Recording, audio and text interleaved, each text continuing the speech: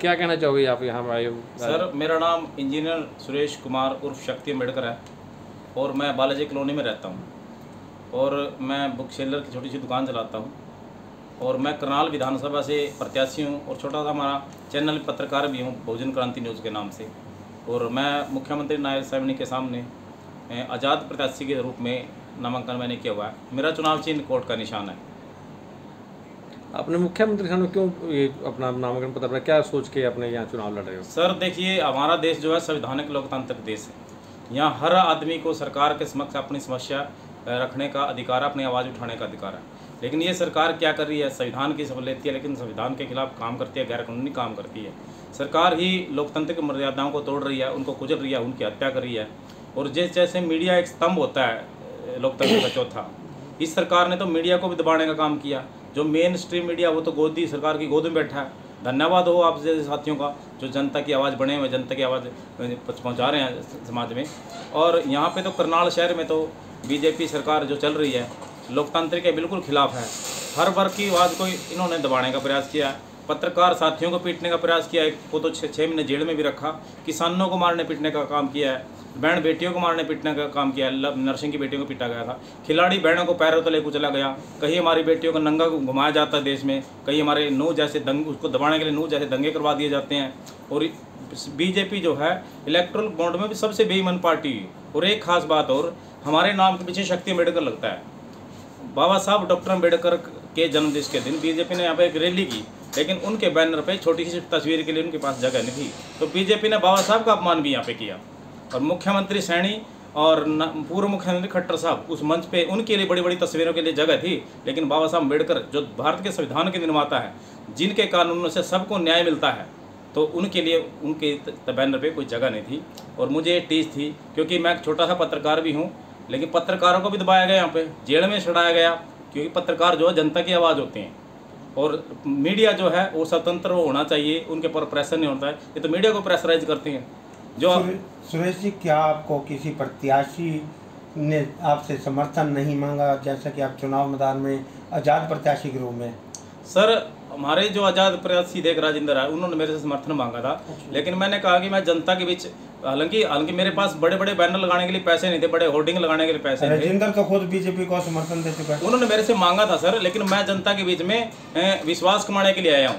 मैं पूरा चुनाव प्रोसेस सिस्टम देखने चाहता हूँ, चाहे इसका रिजल्ट जो भी रहे। मुझे पता है कि मैं किन लोगों के खिलाफ खड़ा हूँ, किन के सामने खड़ा हूँ, लेकिन जब जनता के मुद्दों के ऊपर बात की जाए तो जनता मेरे जैसे आम व्यक्ति से जुड़ सके, मुझे छोड़ करती है। और सर मैंने किन प्रेम्बल पे चुनाव लड़ा है लोगों के बीच में, हमने 20,000 इस तरह के पेपर छपाए।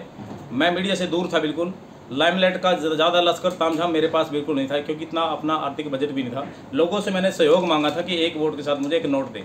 अब बैंक खाते में क्या आया ये मैंने देखा भी नहीं, अभी तक देख लेंगे।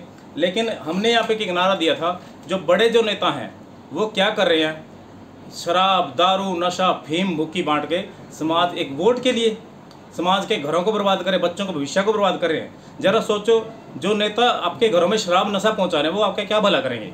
तो सर ऐसी असूलों को तोड़कर, ऐसी मान मर्यादाओं को खत्म करके मुझे तो ऐसे वोट नहीं चाहिए, ना जीत चाहिए। आपने घोषणा पत्र क्या बनाया? सर मैंने ये घोषणा पत्र में प्रतिज्ञा की है, मैं अपने निजी स्वार्थ के लिए, राजनीतिक स्वार्थ के लिए दारू नशा फीम बुक्की बांट के कभी वोट नहीं मांगूंगा। ना तो मेरी ये हैसियत है और ना मेरी ये सोच है। मैं मास्टर ऑफ सोशल वर्क से मैं MA किया हूँ और सोशल वर्क का काम है तो समाज को बढ़ाना, उसको सुधारना। मैंने PhD से कंप्यूटर इंजीनियरिंग किया, मैंने डिप्लोमा सिविल ITI किया और मैंने डिप्लोमा सिविल JEE पॉलिटेक्निक से किया सर। और मैं पढ़े लिखे, सिर्फ वोट लेना मेरा पर मकसद नहीं था करनाल शहर के लोगों से, तो मैं सिर्फ अपनी सोच, अपने विचार लोगों तक पहुंचाना चाहता था। हो सकता है ये मेरे विचार, मेरी सोच राजनीतिक सोच में बदल के एक अच्छा रिजल्ट ले आए। आपको किसी राजनीतिक पार्टी से समर्थन मिला है? सर मेरे को बहुजन समाज पार्टी का मैं पहले कार्यकर्ता रहा हूँ, उसके बाद मैं मीडिया में आ गया था, तो मैंने BSP को निष्पक्ष होने के लिए मैंने छोड़ना पड़ा। और BSP के साथियों से मैंने बात की थी, तो उन्होंने मुझे वोट सपोर्ट करने का पूरा आश्वासन दिया था। और परसों रात्रि के कार्यक्रम धक्का बस्ती में जो BSP के लोकसभा प्रत्याशी हैं सरदार इंद्रजीत सिंह नवजोत, मैंने उनका अपना लोकसभा में उनको समर्थन दिया है, उन्होंने मुझे विधानसभा में समर्थन दिया है। अदला बदली हुआ। हाँ सर। क्या अपील करना चाहोगे करनाल के वोटरों को? करनाल के लोगों से मैं कहना चाहूँगा कि वो देश के मुद्दों, जनता के मुद्दों पे वोट करें, वो बच्चों के रोजगार पे मुद्दे करें, क्योंकि बच्चों को यहाँ पे रोजगार ही नहीं है। हमारे बच्चों को विदेशों में शिफ्ट होना पड़ा जा रहा है और वहाँ पर उनकी मौतें भी हो रही हैं। ये सरकार रोजगार देने में विफल साबित हुई है, किसानों को दबाने में सफल हुई है, दबाया उनको आवाज़ को। और सबसे ज़्यादा जो अत्याचार के जो कारण है जो वर्तमान में जेजेपी पार्टी को माना जा रहा है, क्योंकि उसको जेजेपी को लोगों ने बीजेपी के खिलाफ 10 सीटें दी थी और बाद में जेजेपी ने बीजेपी को लोगों के ऊपर थोप दिया और इतने अत्याचार हुए कि दुष्यंत चौटाला की वजह से ही लोगों, किसानों पर अत्याचार हुआ, अध्यापकों पर अत्याचार हुआ, सरपंचों पर अत्याचार हुआ। और खट्टर साहब ये कहते हैं ना कि मैंने तो करनाल में बहुत काम कराया, बहुत विकास कराया, 10 साल ये करनाल के लोगों ने दिए उनको। मेरे साथ चलिए आप धक्का बस्ती में, कितना बुरा हाल है वहाँ पे। मेरे साथ चलिए आप गुरु नानकपुरा में, पिंगली चौक पे, बालाजी कॉलोनी में, अवैध पंजीकृत कॉलोनी है ना, वहाँ पे लोगों का चलना मुश्किल है, कच्चे रास्ते पड़े हैं बिल्कुल, जरा सी बारिश हो जाए आप पाँव नहीं रख सकेंगे वहाँ पे। खट्टर साहब, नायब सैनी साहब, मैं दिखाता हूँ आपके करनाल में कितना विकास हुआ है।